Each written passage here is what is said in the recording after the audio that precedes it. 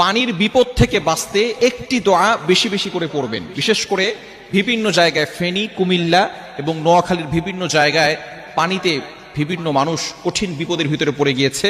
এই বন্যার্ত মানুষ যারা আছে এবং দুর্যোগে যারা পড়েছে তারা একটি দোয়া বেশি বেশি পড়বেন। এই দোয়াটি আল্লাহ তাআলা পবিত্র কোরআনুল কারীমের ভিতরে কোট করে দিয়েছেন। এই দোয়াটির আমল যদি বেশি বেশি করতে পারেন, সকল ধরনের বিপদ থেকে আল্লাহ তাআলা হেফাজত করবেন।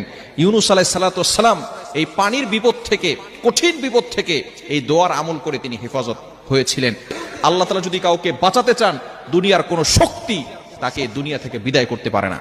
সেই দোয়াটি হচ্ছে পবিত্র কোরআনুল কারীমের ভিতরে 17 নম্বর পারার 8 নম্বর পৃষ্ঠার 9-10 নম্বর লাইন, সূরা আম্বিয়ায়ের 87 নম্বর আয়াতের শেষের অংশ, লা ইলাহা ইল্লা আনতা সুবহানাকা ইন্নী কুনতু মিনাজ জালিমিন, লা ইলাহা ইল্লা আনতা সুবহানাকা ইন্নী কুনতু মিনাজ জালিমিন।